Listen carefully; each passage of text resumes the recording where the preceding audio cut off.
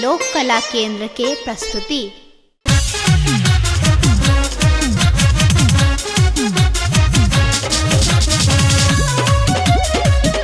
एखन अहाँ सुनि रहल छी लोक कला केंद्र के प्रस्तुति। सुंदर पावन को जगरा महान यो साजल छै दलान यो ना। सुंदर पावन को जगरा महान यो साजल छै दलान यो ना।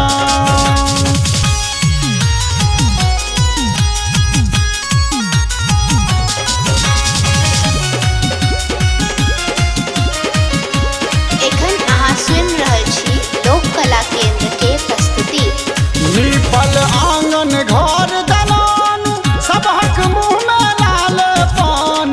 निपल आंगन घर दलान, निपल आंगन घर दलान सबहक मुँह में लाल पान। कक्का बन मुरेठा, कक्का बन मुरेठा बाट छथि मखान यो साजल छै दलान यो ना। सुंदर पावन को जगरा महान यो साजल छै दलान यो ना।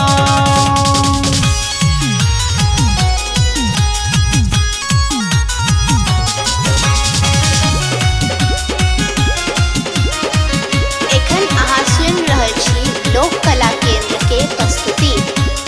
एलै सासुर सबर भार भैया बैसल भात तैयार। एलै सासुर सबर भार,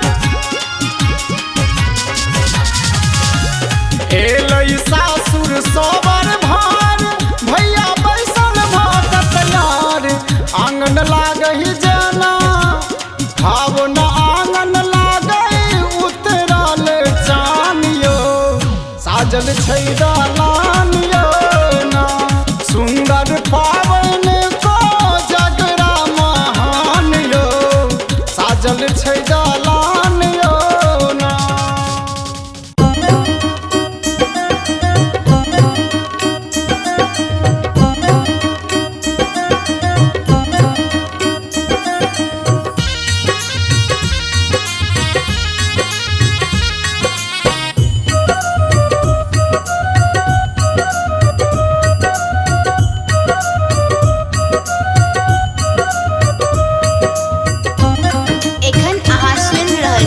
लोक कला केंद्र के प्रस्तुति।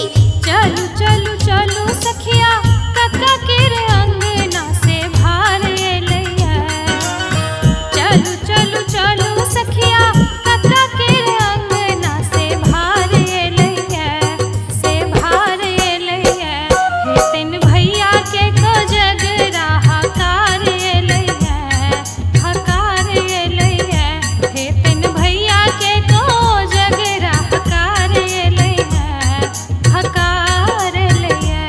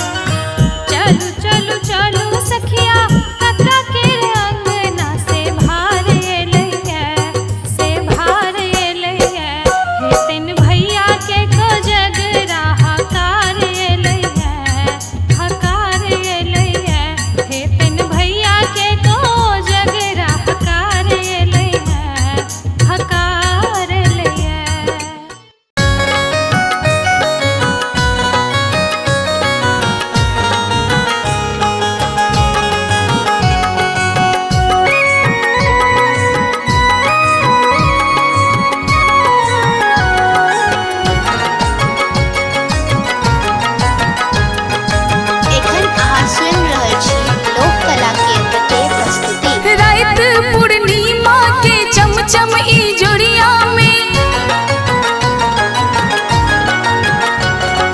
रात पूर्णिमा के चमचम ई जोड़िया में घूमै छै सब खेने पान, कि लागै छै मिथिला स्वर्गो समान, कोजगरा मिथिला के पावन महान।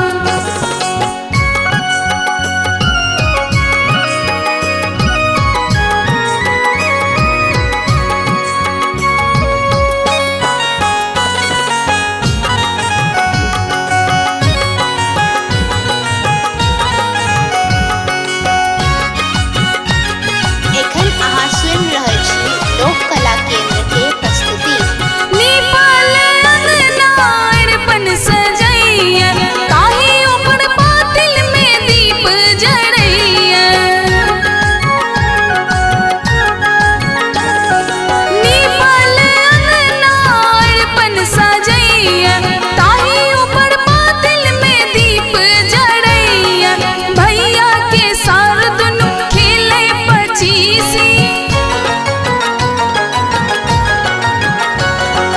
भैया के साड़ दुनु खेले पचीसी, पुछियो ने बहिन के नाम, कोजगरा मिथिला के पावन महान, लागै छै मिथिला स्वर्गो समान।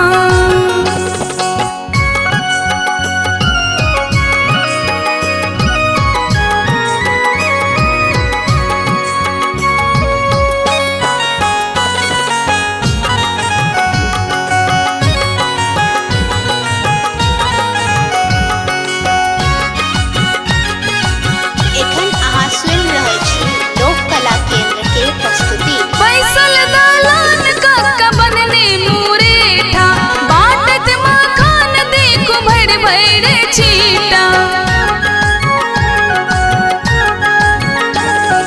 बैसल दालान का बनने मुरेठा, बाटत मखान देखो भर भर छीटा। मुझ पर सान छन भावना के गान छन, मुझ पर सान छन भावना के गान छन, थोड़ बड़ मीठ मुस्कान, कोजगरा मिथिला के पावन महान, लागै छै मिथिला स्वर्ग